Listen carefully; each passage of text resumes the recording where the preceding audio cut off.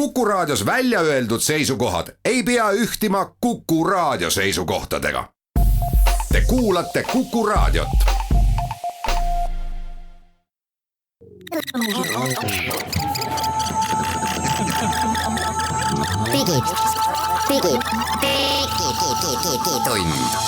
Digitund. Nutikad lahendused ja digitunni toob sinuni Elisa. Tere hommikupoolikut, digitund alustab tehnoloogia uudistega, saatejuhid Hans Lõugas ja Henrik Roonemaa. Ja meil on saates uudiseid kommenteerimas külas ka Mailis Plooman Elisast. Millest me siis see saade räägime? Räägime suurepärasest uuendusest telefonimaailmas, volditav Samsung Galaxy Fold ja kuidas reaalne maailm on selle telefoni vastu võtnud. Hans väidab, et Androidis saab nüüd vahetada Google'i otsingumootori mõne muu otsingumootori vastu, aga see on väga kahtlane kõik. Ja räägime nutikõlaritest ehk kõlaritest, mida saab siis oma häälega juhtida, miks neid vaja on ja mis trikkidega neid müüakse. Kuidas ja mis kanalite kaudu peaksid riigis näiteks riigiametnikud või poliitikud või riigijuhid omavahel suhtlema? Vaatame Prantsusmaa näidet, mis on väga huvitav. Kuidas kontrollida, et laps ei vaataks liiga palju ekraani, kui ta lihtsalt sõna ei kuula, siis äkki me saame rohkem tehnilisi lahendusi selleks proovida. Ja mõned teemad ilmselt mahuvad veel meie saatesse, aga hakkab pihta. Digitund. No nii, alustame siis juttu Samsung Galaxy Fold nimelisest nutitelefonist. Ja ma küsin kohe, kas te teate, mis on selle telefoni kõige parem omadus? Tõesti erakordne supertrump. See ei ole veel kordagi ükski mudel pole veel plahvatanud ega põlema läinud. Et see on väga eriline asi. Sellepärast, et paljudele meenub selle Galaxy Foldi puhul Samsungi suur läbikukkumine üle-eelmise Note-seeria mudeliga, millele aku läks põlema. Samsung Galaxy Fold on siis kohe müügile jõudmas Ameerikas ja Euroopas ja mõnel muus kohas veel maailmas. Ja esimesed arvustused selle telefoni kohta on väljas. Ja need ei ole väga positiivsed. Ei ole. Ma alustan korra sellest, ma ütlen, mis see on. See on Fold, tähendab, ta on volditav telefon. See on siis täna Samsung jõudis enne Huawei'd välja telefoniga, mille sa saad kokku voltida nagu raamatu. Ja kui teed lahti, siis seal keskel on suur ekraan. Nii, ja nii palju kui on teada, siis 12 isendit anti ajakirjanikele kätte ja nendest 3 läksid katki. Rohkem vist isegi läks katki. Ei tea palju kokku välja antud on ju, aga need teadaandeid, et on katki läinud, on üle 10 küll. Ehk siis mingist valimist mingi hulk. Ja ei tundu sellised juhuslikud, et keegi on hooletud telefoniga ümber käinud, vaid põhjused on mitu. Et mõned arvustajad siis teatasid, et lihtsalt tekkis sinna volt hinge kohale ekraani sisse mingid mühud, ebatasasused, ekraanile tekkisid konkreetsed jooned, ekraan muutus siis tundetuks, kuigi ta peaks olema puututundlik. Ja see on siis selle jutt sellest ekraanist, mis nagu kujutate raamatut, siis selle leheküljed, mis lahti voltuvad. Sellepärast, et Galaxy Foldil on tegelikult ka teine ekraan, mis on siis jällegi raamatu analoogiat kasutades selline esikaanel olev väike ekraan.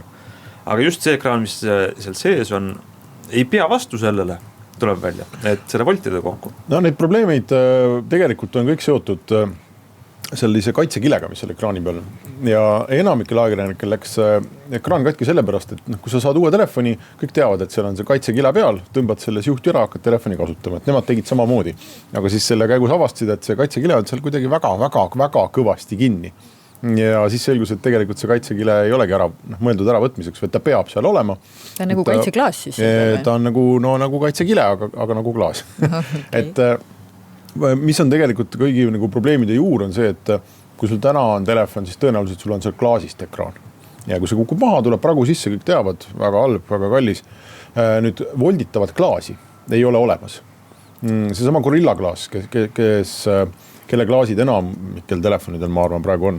Nad on teatanud, et nad töötavad volditava Gorilla klaasi kallal, aga sinna läheb veel, tundub, et paar aastat aega või isegi rohkem. Ja see tähendab, et ekraan tuleb plastikust. Et ta voltuks kokku, klaasi ei saa murda kokku, klaas läheb prõksti katki. Ja kuna see on plastikust, siis seal on see kaitsekile peal, mis peaks siis kaitsma nii siis voltimise eest teda kui igasuguste muude kahjustuste eest ja kus selle ära tõmbad, siis see oli esimene suur probleem. Seal ei olnud kirjas, et ära tõmba ära. Ja ajakirjanikud lihtsalt, kes on harjunud telefone testima mitu tükki kuus, läksid seda kohe sikutama. Ja siis Samsung ütles, et nad panevad edaspidi ikkagi suure hoiatuse, et see pole mõeldud äravõtmiseks, aga üks ajakirjanik ikkagi ei tirinud seda üldse ära, aga temal sattus mingisugune puru tõenäoliselt kuskilt hinge, see on hing, kus sa seda kokku murrad, sealt hinge juurest sinna plastiku alla sattus mingi puru ja siis see hakkas sealt keskelt kobrutama ja järgmisel hetkel oli ekraan katki. Nii et isegi kui sa ei tiri seda ära, ikka läks katki. Samsung on öelnud, et see telefon peab vastu, kas oli 10 000 või 100 000. 200 000 korda saab voltida. Ja, meil oli robotid voltisid, aga robotid on teatavasti puhtad ja ei aja mingit liivapuru sinna vahele. Tundub ka, et nad tegid seda oma selles laboris, mis on korralik puhas koht, et mitte päris maailm. Eks seal muid hädasid on ka, ma saan aru, et näitasid mõned, kuidas Androidi telefon, Androidis olevad äpid, ei veel taipa hästi seda, et sul on suur ekraan. Ja sa saad avada äpi nagu nii-öelda esikaanel, see on nagu tavaline telefonikraan, tõsi küll, üsna pisike, eks. Ja siis, kui sa teed selle telefoni lahti, siis sealt esikaanelt hüppab äpp sinna sisse. Paljud äpid veel ei toeta seda, et järsku on see ekraan lai ja peaks kuidagi siis jaotuma üle 2 ekraani. Ja Samsungil on niimoodi, et see volditav osa jääb telefoni sisse. Sa panedki ta kinni nagu raamatu ja siis see õrn, suur plastikust ekraan jääb sinna sisse, on enam-vähem kaitstud, küll aga ta on ikkagi nii õrn, et ühel ajakirjanikul oli mitmeid täkkeid tulnud põhimõtteliselt mõne päevaga peale, nii et ta ei pidanud üldse eriti vaeva nägema selleks. Nii et see minu jaoks tekitab küsimus, et Huawei teatavasti toob välja, nüüd üsna varsti peaks siis tooma välja samasuguse telefoni, kus ekraan ei jää mitte sissepoole, vaid sa voldita väljapoole kokku. Nii et sul kogu telefoni pind esi- ja tagakülg ongi ekraan ja väga kindlasti efektne näeb see välja. Aga ma ei taha mõelda siis, et kui õrn veel see võib olla, kui isegi juba telefoni keskele kokku volditud ekraan oli väga õrn ja sinna tulid täkked peale, siis mis ta veel siis on, kui sul telefon ongi ekraan. Võib-olla Huawei on leiutanud sinna mingisuguse 100 korda tugevama katte, kui Samsung, me ei tea seda. Aga kokkuvõttes tundub mulle, see on selline kaua oodatud, inimesed ootavad mingit janunevad innovatsiooni järel. Ma ei tea, mis inimesed, aga meie siin ajakirjanik, me peame rääkima millestki iga nädal. Ma ei ole ka kindel, et inimesed seda nii ülemäära palju ootavad. Aga igatahes see kuidagi eristub on ju kõigist nendest mustarist ristkülikutest, mis on juba aastaid on nutitelefon. Aga see start, mis praegu on Samsung oma Foldiga teinud, on ikka vale start. Ja see start pandi nüüd ka seisma, sellepärast, et Hiinas nad lükkasid telefoni turule tuleku edasi ja uurivad nüüd, et mis siis saab ja mis siis teha. Aga kogu selle negatiivsuse juures mina ikkagi tahaksin lõpetada selle lõigu positiivselt. Need ajakirjanikud, mitmed neist, kes seda telefoni olid testinud, ütlesid jah, et selle telefonil on väga palju probleeme. Ja 2000 euro või dollari eest sellist asja nemad ei saa soovitada mitte kellelgi praegu osta ja see on kõik täitsa mõistlik. Aga ma arvan põhimõtteliselt tehnoloogia valdkonnas töötades peab tunnustama neid ettevõtteid, kes võtavad seda riski ja proovivad ikkagi midagi uut tuua välja. Ja selge on see, et nii suure hüppega esimese põlvkonna tehnoloogial on probleeme. Täna need on suuremad, kui me võib-olla oleksime oodanud, aga kõik nad minu meelest ka ütlesid seda, et põhimõtteliselt oli tegemist, et neile väga meeldis seda telefoni kasutada. Et jah, ta on paks ja raske ja kõik muud asjad, aga see, et sa ikkagi võtad oma põuetaskust telefoni ja teed lahti ja sul on sisuliselt iPad minisuurune ekraan põuetaskus, et see neile kõik väga nagu meeldis ja väga sobis ja nagu suure tehnoloogiaportaali The Verge arvustaja ütles, et see on kõige rohkemate vigadega telefon, aga ta ei suuda ka mitte mõelda sellele või et mingi osa temast ikkagi jääb ootama järgmist või jääb ootama selle parandamist, sest talle põhimõtteliselt see lahendus väga meeldis. Ma olen nõus temaga. Jah, tahaks ka ise proovida, kui kiiresti see katki läheb ja kui äge see on, aga Eestis seda vist meile ütleme, et hetkel ei ole andmeid, et ta tuleks või? Teil on kuskil laus juba? Meil ei ole laus ja keegi ei ole öelnud, et ei tule, aga keegi ei ole öelnud ka, millal tuleb. Kas ja millal tuleb, aga siia lähedale Samsungi pressiteade oli, et vist aprilli lõpus nüüd, kas see nädal lausa peaks tulema siis Soome meie lähim riik, kus mingi hulk neid võiks müüki tulla. Ja kui me Ida-Euroopast räägime, siis ka Poola oli seal nimetatud. Rumeenia. Nii et ta siin lähedal kuskil juba on, aga ma arvan, et on võimalik, et nad ikkagi lükkavad selle turule tuleku edasi. Mingid muutusi nad peavad seal tegema ja Huawei peaks tulema. Nii et saab siis näha. Ma arvan, et katsume igatahes Geeniusesse ühe selle testi saada, kui kiiresti siis katki läheb, aga tõenäoliselt ostmisele saab ikkagi mõelda, ütleme, et kui me siin aastal veel 2022 oleme eetris, et siis me arvan, me räägime esimest korda, et nüüd nad on juba sellised, et kannatab osta, mitte enne, võib-olla 21. Selge, läheme siit väiksele pausile.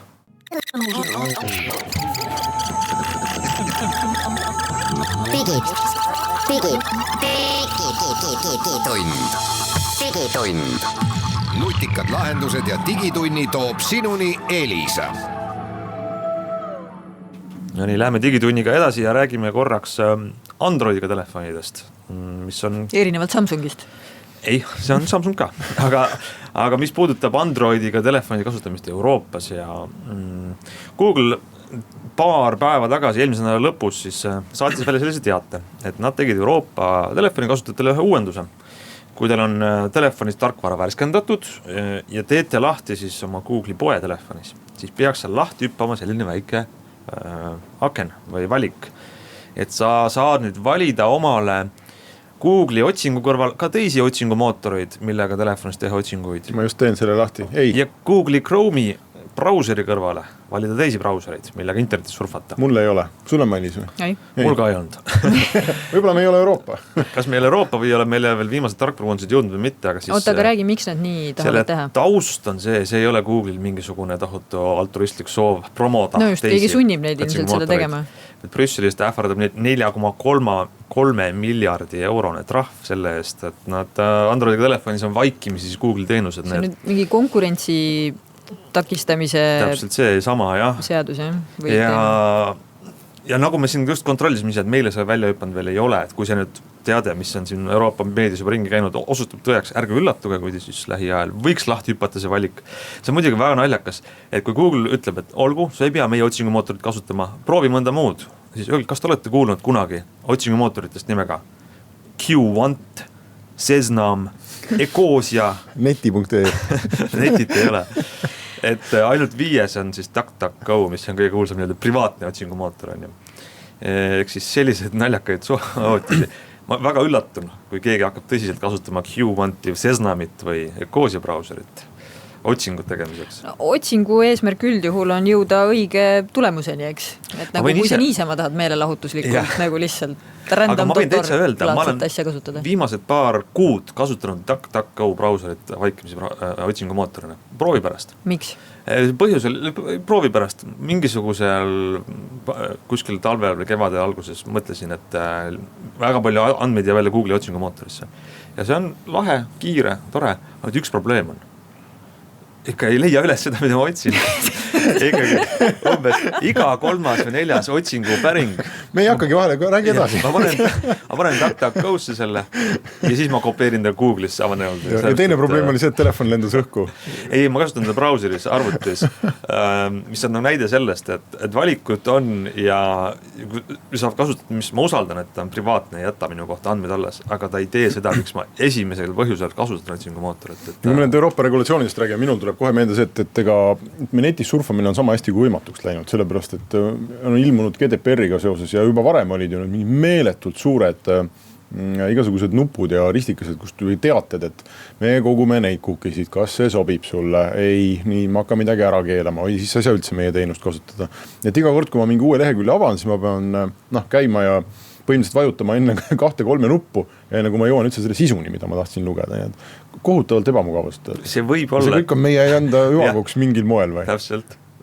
Vähemalt siis see valik, kui ma midagi muud ka ei tee, et kui hüppab lahti seal Google Play poes see valik, et vali midagi muud, kellel on huvi, saab ju proovida. Ei nagu brauserid ma olen ju siiamaani saanud ükskõik kui palju tõmmata endale. Jaa, saabki. No mõte on see, et sa justkui oled vaikimisi, pead nende valikuga leppima ja sa ei tule selle peale. Brauserite valikus on muide palju mõistlikumad asjad. See on Microsoft Edge, Androidi jaoks Firefox, Opera brauser. Me on kõik üsnagi mõistlikud asjad, et ei saa siin midagi pirista.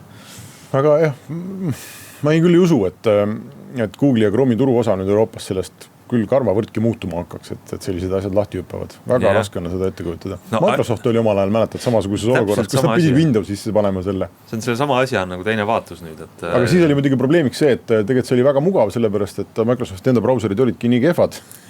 Siis oli väga lihtne koht, kus vajutada seda Google Chrome'i nuppu ja endale Chrome tõmmata või mõned võib-olla tõmbasid Firefoxi ka.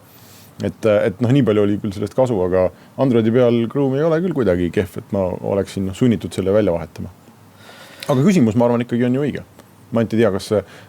Mis küsimus on õige? See küsimus lihtsalt, et kui palju sinu asjadest peab käima läbi Google'i. Kas see on okei või kas see ei ole okei või kas sa tahad seda? No kasuta incognito moodi. Mis ei ole absoluutselt kuidagi salajane. järjest tuleb uuringuid välja. Aga ta vähemalt ei seo otse sinu kasutajakontoga ära su otsinguid. Võib-olla jah, Google jätab meelde, et näiteks esmaspäeva hommikul kell 11 Tallinnas tehakse siit stuudiost selliseid päringuid, on ju, aga ta ei ole üks ühele seotud sinu kontoga. Mul on hoopis huvitavam probleem tegelikult, et algoritmi eest põgenemine on täitsa praktilistel põhjustel teema. Ma toon siin Spotify näite. Nimelt üle-eelmisel nädalavahetusel tuli meil üks mu lapse sõber külla, hommikul pannkooke sööma, kas teil Egiptuse diskot on?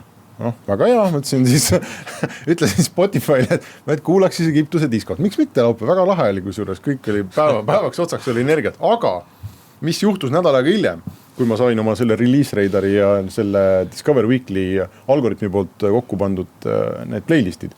Et need pagana algoritmid on nii loljakad, et Spotify otsustas, hea küll, et sa oled siin mingi 3 või 4 aastat olnud meil väga hea klient, eks ole, me teame, mida sa kuulad, aga kuna sa kuulasid tund aega Egiptuse diskot, siis me oleme valmis nagu tunnistama, et sa oled kogu oma senise muusika-maitse visanud nurka ja nüüd sest edaspidi sa tahad kuulata ainult Egiptuse diskot. Sa ei taha põgeneda algoritmist, sa tahad targemat algoritmi, kellele sa saaksid öelda, et kuule, see nüüd läks natuke valesti.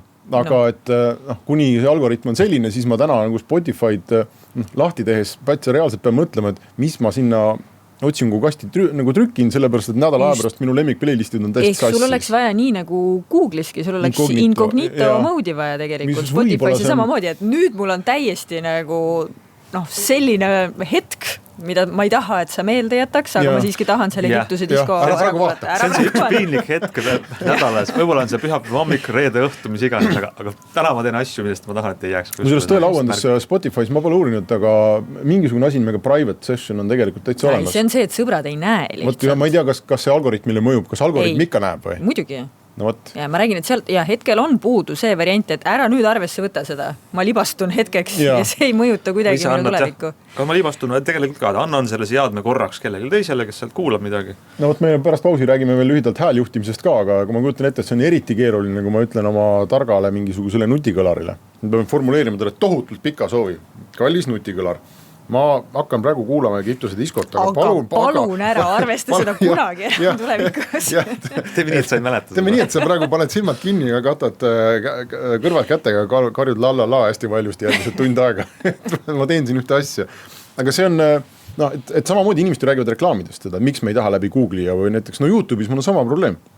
Et mulle väga meeldib see, et mis videosid YouTube mulle soovitab, aga kui ma lähen mingisugusele avastusretkele, mis iganes põhjusel, tahan radiaatorite kohta lugeda näiteks või vaadata videosid, siis see on garanteeritud, et mul on mingisugune 2 nädalat kuni 6 aega on soovitatud mingi pagana radiaatorite videod. Ja ma mõtlen seda selle algoritmi eest põgenemisena. Just, aga sa tahad targemat algoritmi. Seda ma tahan alati. No just, et sa ei taha põgeneda, vaid sa tahad nagu targemat algoritmi ja võimalust öelda, et nii, praegu kallis algoritm, see on minu hetk.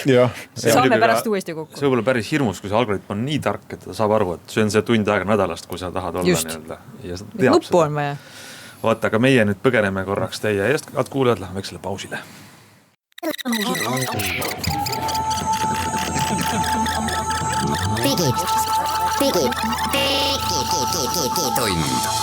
Digitund. Nutikad lahendused ja digitunni toob sinuni Elisa. Nii, lähme edasi digitunni saatega, räägime tehnika uudistest. Ja 2 teadet pärinevad teiselt poolt ookeani Ameerikast, mis andsid meile palju mõtteainet. Ja mõlemad teated tulid samal päeval, see on siis see, esimene tuli Amazonilt, kes teatavasti müüb nutikõlareid, mille sees on Alexa selline abiline, kes kuulab su ingliskeelseid käsklusi ja vastab neile. Ja Amazon teatas, et hakkab pakkuma oma nutikõlarites siis tasuta Amazon Musicu teenust. Tõsi küll, sa pead kuulama reklaame, aga sa pea maksma sellest midagi. Sa võid küsida Alexalt, palun mulle mängi seda lugu ja kuuled. Samal päeval teatas Google, et paneb kokku oma nutikõlari, nimi on Google Home, ja nende muusikateenus, mille nimi on YouTube Music. See on siis kõlar, mida pilti ei näita, aga mängib seda muusikat, mida YouTube muusikateenusest saab. Jällegi tasuta, pead kuulama reklaame. Ja huvitav on see, et nad siis samal ajal, konkurentsisituatsioon vaja pakkuda inimestele võimalust kuulata muusikat reklaamidega, aga mis meile pakkus huvi on see, et need mõlemad teenused on praegu Ameerikas, on see, et milleks inimesed ikkagi kasutavad neid purke, mis neil on kodus, kuskil toas, millega saab rääkida, neid nutikõlareid. Ja minul on Amazoni purk, sul on Google'i purk. Minul on Google'i purk. Mailis kelle purk, sul on kurgipurk. Minul ei ole ühtegi sellist purki, aga ma olen pidanud nende kõikide purkidega vähem või rohkem viimase paari kuu jooksul kokku puutuma. Rääkima nendega, jah. No mul tundub see mõlema firma käik väga loogiline, sellepärast, et vaadates iseenda kasutust, siis ma leian väga vähe praktilist nende asjadega. Võib-olla on see keelebarjäär, et ma ei viitsi inglise keeles nii palju rääkida või proovida midagi välja pinnida. Kõige lihtsam asi on tellida neilt muusikat. On väike kõlar, ma ütlen artisti nime, ütlen selle mingi playlisti nime, ütlen loo nime. Ja mina kasutan Spotify muusikateenust ja see on juba mugav. Et palju mugavam, kui otsida siis telefon välja, valida see äpp, otsida äpist see artist, see lugu, suunata see siis kõlarisse. Et see on nagu tundub minu vaatenurgast peamine kasutuskoht. Milleks sina oma seda Alexat kasutad? Mina küsin ta käest hommikuti, mis ilm on, kuigi ma võiksin seda ka telefoni ekraanilt vaadata. Ja ma arvan, põhiline kasutusala on see, et kui ma teen süüa, siis mingites retseptides on ühikud minu jaoks arusaamatud, nagu untsid ja muud sellised asjad. Siis ta väga kiiresti konverdib ilusti ära, kui ma küsin ta käest, et ma ei tea, et mitu milliliitrit on nii mitu untsi. See on, ma arvan, põhiline 90% selle. No Eesti, me ei ole andmed selle kohta, et kui palju veel on sellised inimesed nagu meie Eestis, kellel on need kõlarid. Aga näiteks need andmed, mis meil on Ameerika kohta, näitavad, et see on ikkagi üllatavalt levinud nii paljudel inimestel. Öelge mulle see number nüüd, kas see oli... Neljandik Ameerika täiskasvanud. Neljandal ameeriklasel, jah. Kusjuures see kasvab väga-väga kiiresti, sellepärast, et mul on olemas sama uuring ka eelmise aasta novembrist ja siis oli igal 5. ameeriklasel. Nüüd on igal 4. ameeriklasel on kodus siis nutikõlar. Me räägime sellest uuringust, mis on VoiceBot AI portaalis leitav, mis võtab kokku kogu selle asja, et tõesti see on tegelikult ülipalju ja ülikiiresti kasvanud. Ja tundub, et selline 2/3 turust on Amazoni käes, vähemasti USAs. Siis järgneb Google ja siis tulevad muud tegelased sinna otsa. Just, aga teine väga kiiresti kasvav turg ja tegelikult juhtivam turg on hoopis Hiina. Ja Hiina ütleb seda, et neil kasvab nutikõlarite kasutusele võtmine, adoption rate. Ikka kasutusele võtmise kiirus on kiirem, kui omal ajal võeti kasutusele nutitelefone. Ja vanusegrupiti palju laiem spekter inimesi, ehk siis palju nooremad inimesed ja palju vanemad inimesed, sellepärast, et nutikõlariga suhtlemine on intuitiivsem, kui on eriti vanemale seltskonnale, kes ei oska kasutada või tunne ennast hästi kasutades ka isegi ekraani mitte. See on väga põnev sellepärast, et meie siin, me ei saa üle ega ümber sellest, et meil on see keelebarjäär ja eesti keelt ei tunne ükski veel ära mõnusalt. Ja muide, kui tellides muusikateenusest Eesti artisti on, siis peab seda väänama niimoodi ingliskeelse hääldusega, et äkki tunneb ära. Aga milleks seda kasutatakse? See sama uuring ütleb, et inimesed ikkagi on nagu sina, Henrik, küsivad küsimusi, mis iganes küsimus see võib siis olla, on ju. Jah, mitu jalga on hiirel näiteks. Ilmselt jah, kui on see oluline küsimus. Kõigis. Ikka küsimus. Mis loob see nüüd oli? Mille nad mulle müüsid sealt poest? Aga kõige sagedasemad igapäevased, iganädalased küsimused on ikkagi, et tellid muusikateenusest.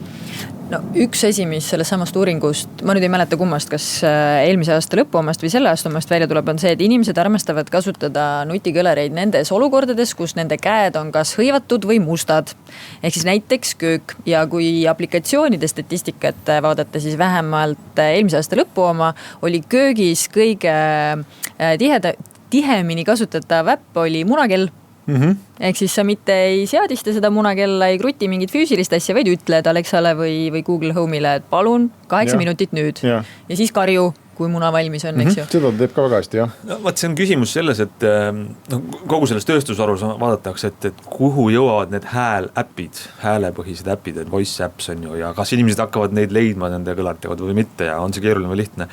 See on hästi keeruline aru saada, mis see äpp ikkagi on, et kui ma nüüd tellin Spotify'st muusikat, okei, see on äpp. Et Spotify pakub ja ma maksan sellest kuutasu aga see munakell, kas see on nagu mingi häälepõhine äpp või see on lihtsalt tavaline taimer ja siis tegelikult ju tavaline taimer, mida sa juhid oma häälega ja selleks on keegi pidanud natukene vaeva nägema, et see plastmassist väike tuub sul laua peal saaks aru, et kui Hans ütleb, et palun 4 minutit muna jaoks, siis ta oskab selle käima panna. Ma arvan, et seal ongi tegelikult see probleem, kasutajaliide see probleem on ju, et sa tegelikult sinna äppe on üliraske tekitada. Keegi ei viitsi minna konfigureerima oma seda tuubi ju. Mina ühe korra tegin selle läbi, rohkem ei ole teinud ja ausalt öeldes ma tahan lihtsalt jalutada selle silindri juurde ja öelda talle, et kuule, tee seda. ja ma ei taha mõelda, et mis äpp seal taga on või et ma ei näe ka erinevalt telefonist, seda ruudustikku ju ei ole ees. Mind ei huvita, mis äpp seal taga on, ma tahan, et ta lihtsalt teeks. Ja kui sa muusika juurde nüüd tagasi tulla, siis ma eeldan, et Google ja Amazon mõlemad vaatasid neid muusikateenuste numbreid ja said aru, et USAs on Spotify ja on Apple ja nende selle muusikateenuse vastu mingisugust erilist huvi tõenäoliselt inimestel ei ole, et see turg on ikkagi teiste tegijate oma. Aga ilmselt nad näevad seal oma võimalust, et selleks, et su see Amazoni või Google'i asi hakkaks muusikat mängima, sa tõenäoliselt ei viitsi minna tegema mingi $5 või $7 eest seda kuutellimust, aga kui see on seal niikuinii sees, kui see on seal niikuinii tasuta, siis tõenäoliselt inimesed kasutavad. Ja see on reklaamipõhine asi, eks ole, reklaami mängitakse vahele ja tõenäoliselt helikvaliteet on ka nagu on, aga olgem ausad, need on sellised piiksed üsna halvad kõlarid, mingisugust helikvaliteeti või midagi sellist sa niikuinii sealt taga ei aja. Ja ma arvan, et ta ongi rohkem selliseks mööda minnes kuulamiseks, mitte et sa oma lemmikartisti uut plaati nüüd istud maha ja hakkad sealt silindrist kuulama. Just, ja juba sellepärast, et selliseid asju tavaliselt inimesed armastavad kuulata kõrvaklappidega ja üksinda eriti, kui sul on peres mitu erinevat inimest, kõik ei taha Egiptuse diskot kuulata, eks ju. Küll, aga mida nähakse nende samades nutikõlarite puhul on ikkagi, et ta muutub su kodus selliseks virtuaalse assistendi väikeseks kehaks. Et tema on see, kellele sa ütled, et palun nüüd, ma tahan filmi vaadata, pane käima mulle Netflix, pane see film sealt käima, pane käima mu kodukinosüsteem, tõmba kardinad ette, kustuta tuled ära, eks ju. Ja ta teeb kõiki neid asju ja see on see koht, kus see sind ei häiri, et ta tegelikult ei ole sama hea kui su Harman Kardoni muidu kõlarid, eks ju. Et ta juhib sul teisi süsteemi lihtsalt. Nüüd saab näha, kuidas numbrid edasi lähevad, et mingi hetk see kasv oli ju tõesti väga kiire, või sinu numbrid näitavad, et ta on endiselt kiire. Ta on väga kiire praegu, USAs on väga kiire. See hirm on see, mis ka sundis Apple'it sinna maailma sisse minema ja hetkel nad ju väga edukad ei ole olnud, sest toode on väga kallis ja nende Siri ei ole võrreldav kvaliteedilt täna sellega, mis Amazon või Google pakuvad. Et neid tegijaid tuleb sinna juurde. Aga vaatan, et ainult 3% on see asi köögis, vähemasti Ameerikan. Isegi magamistoas on neid rohkem kui köögis. Enamus on elutoas. Aga sellest oli vist paar protsenti inimestest, kes kasutasid seda garaažis. No sul on käed mustad. Käed on mustad ja seal putitad oma autot, tahad kuulata raadiot. Mul tuli just meelde, et Indias oli, ikka tahaks, et keegi Eestis ka ära teeks, väga edukas toode pidi olema. On raadio, millel on, ma ei tea, tuhandeid ja kümneid tuhandeid India kullafondi kuuluvaid muusikapalasid lihtsalt sees. Ta ei striimi, ta pole kuhugi ühendatud, sa ostad suhteliselt odava hinna eest, põhimõtteliselt nagu krapp ja paned mängima. Et see on nagu Elmar, aga lihtsalt täiesti offline Elmar. Aga kuidas sa valid muusikat? Neid sa ei valigi, sellised vahet pole ju, see tuleb lihtsalt. Ilmselt saad lugusid vahel jätta, ma ei ole üks Indiasse lendame ja vaatame, kuidas need asjad käivad. Kujutage ette, kui Eestis oleks selline toode, et kogu Eesti muusika kullafond on ju, lähed, ma ei tea, Selverisse, ostad 29,90, paned endale ükskõik kuhu, ta on odav, toimib patareide pealt, on ju, mingit probleemi ei ole, mingit ühendust pole vaja, midagi ei striimita. Ei, sa ei lähe Selverisse, sa ütled oma Alexale, mis on sul köögis, et kuule, telli mulle palun, too mulle koju. Kui ma juba nii advanced olen, siis ma ei hakka sellist krappi kasutama. Aga see oleks jumala lahe toode. Ma arvan, et Eestis võiks jumala palju turgu olla, et kui see majandusmudel seda taga, et põhimõtteliselt autoritühing, ma arvan, peab selle välja andma. Või ERR või midagi sellist. Äkki saab reklaami müüa sinna vahele natukene? Vaata, ega see on offline, kui sa müüd sinna vahele. No see on reklaamis igavesti on sama. Kleeped ka peale, no. Mingi pikaajaline bränd. Tallinna vesi ja mis meil on Kalevi kommid. Sa tead, et järgmised 300 aastat võid ka reklaamida. Ega seal on võimalik, tegelikult on võimalik sinna mingi subscription mudel külge tekitada. Et sa näiteks kord kvartalis saadad inimestele. Ega sa saadad kord kvartalis inimestele mälupulga. Panevad selle korraks sinna sisse, süngib ära, uuemad lood tulevad juurde. Küll see on roheline mõtlemine sul. No ega me siin rohelisusest ei räägi. Me räägime sellest, et inimestel oleks suvilas mõnus kuulata häid Eesti laule. Kõvasti. Väga kõvasti. Ja palju. Kuulame kõvasti reklaami.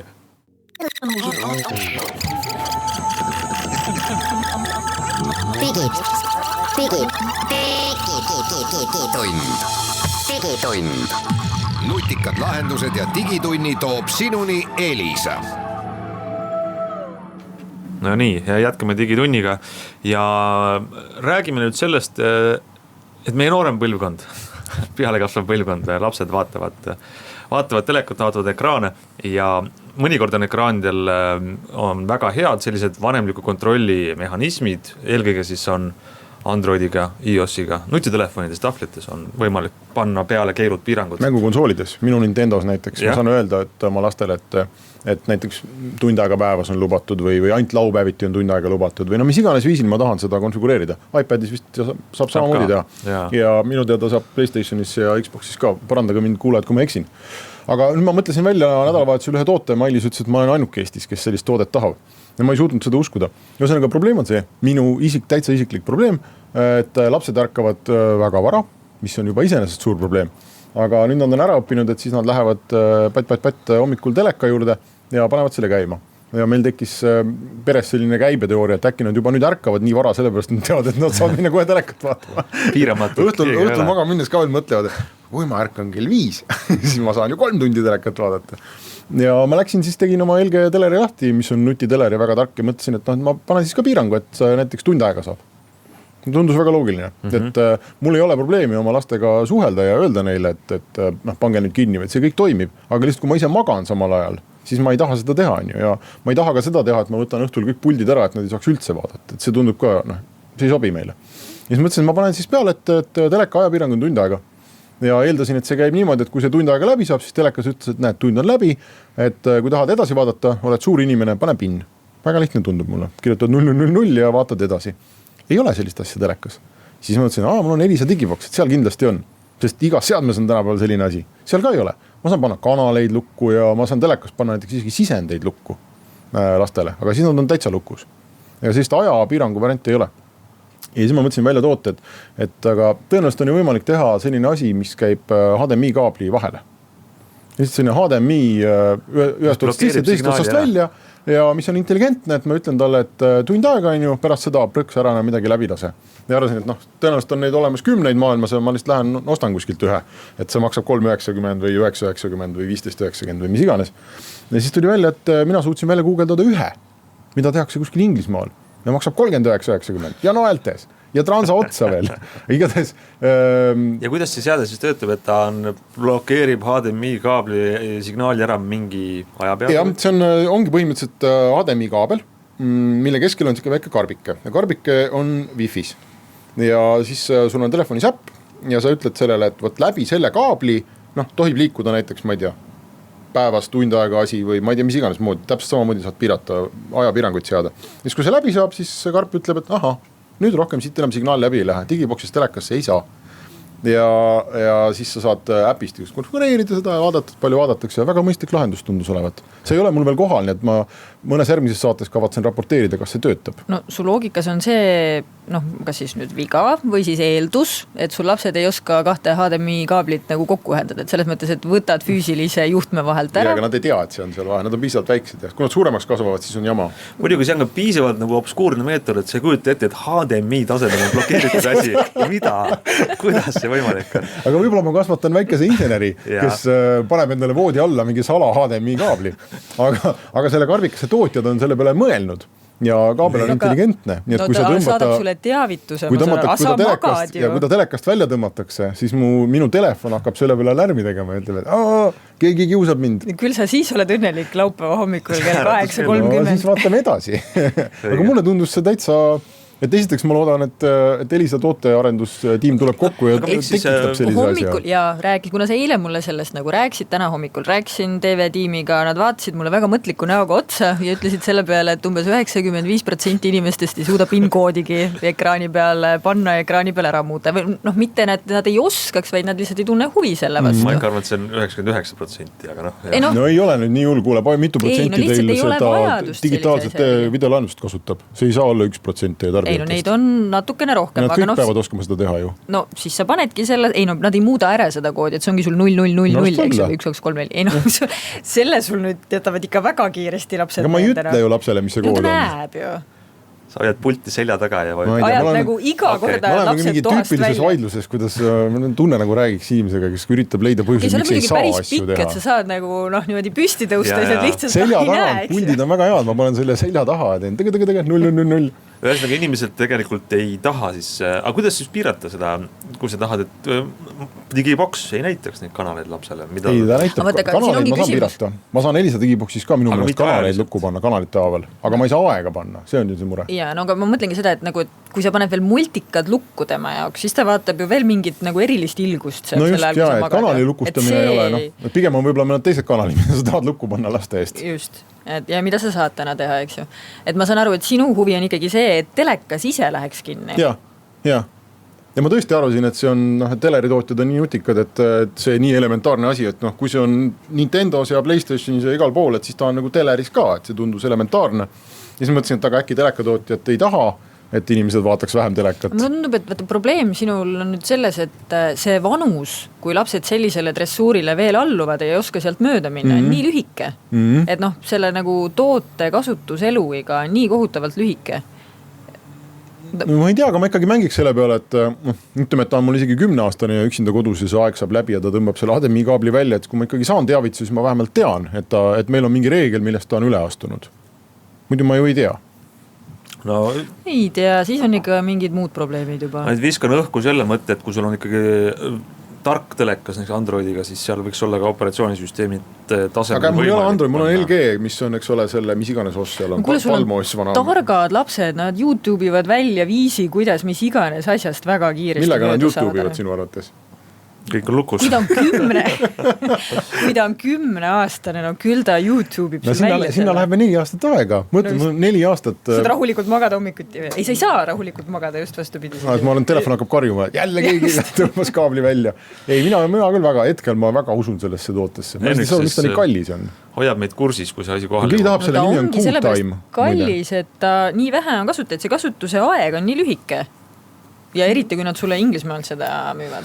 Annan teile mõlemal õigus tegelikult. Ma arvan, et selles muresid on palju, et see ei ole üldse väga haruldane mure, aga tõesti see... Ma olen alati, kui tulevad inimesed küsima, et ma ei tea, et mul on siin, ma ei tea, teismeline ainult telefonis või ainult arvutis, et mis ma teen, kas ma saan lukku panna, siis ma olen alati öelnud, et ei, räägi lapsega. Ja ma olen endiselt seda meelt, et ma 99% kavatsen seda ise teha, aga lihtsalt mul on tõesti väga spetsiifiline use case, et ma kella 6, kella 8 hommikul ei viitsi lapsega rääkida, ma tahaks magada ise rahulikult. Ja ma ei taha hommikul neid pulte ka ära võtta, sest tegelikult on tore, kui nad oma hommikumultikaid seal vaatavad. Ma ei tea. No minul on ikkagi viskad raha vastu seina, siis tundub, et mingi lahendus maailmas on olemas sellele. No aga katseta ära ja siis vaatame, kui kiiresti sul lapsed välja mõtlevad nagu 7 viisi, kuidas nagu sellegi poolest multikaid vaadata hommikuti. Ma katsetangi, nii et jääge kuuldele ja tegelikult võib-olla mõni kuulaja on selle lahendanud veel nutikamad kuidagi enda jaoks, et siis... Ma hakkasime järgu mõtlema, et HDMI on üks asi, vahetad kaabli ära ja see töötab edasi, kas sa ei saa ikkagi teha samasugust teleka toitele, et teleka vool kaob ära tunni aja pärast. Ja ilmselt ma saaks mingi nutika seinapistiku osta. Et siis HDMI kaabli vahetus on ja siis vaatame edasi, kui selle ka juba saab aru, et tuleb teisi pistikusse tõsta. Ma saan siin mitmeosalise süsteemi ehitada, et esiteks lõpetab kaabeltöö, kui nad selle lahti jagavad kaabli ja panevad oma kaabli, mille nad kuskilt ostavad, siis lõpetab nutipistiktöö. Siis nad, kui jagavad selle lahti, tõmbavad seinast välja, panevad teleka otse sein.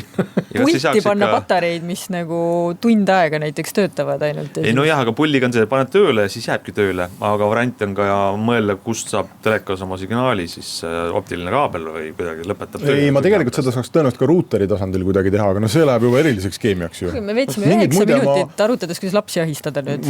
Muide Amazonist ma leidsin terve rivi mingi child-friendly ruutereid, mida müüakse. See on täitsa toode. Nii et kuidagi saab seal jälgida ja kontrollida. Mitte, et ma oleks väga selle poolt, aga põhimõtteliselt on olemas sellised asjad. Nii et jääge siis kuuldale, teie ka.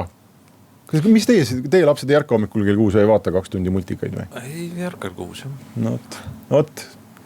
Aga see ilmselt, ma kujutan ette, et see on tegelikult levinud küsimus ja esimene soovitus meil ikkagi, siis rääkige nendega, kui te olete ärkvel ja kui te ei ole, siis kuulake. Kui te tahate magada, et siis ma kuskil paari nädala pärast, kui ma selle olen kätte saanud ja proovinud, siis me võime teha Mailis Kihvliga, kui kiiresti 6-aastane hammustab lahti, et ta peab minema...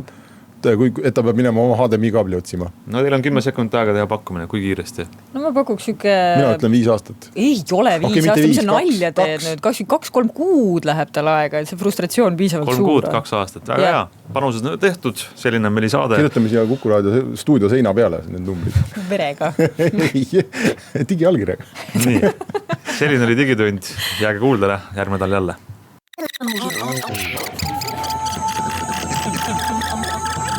digitund.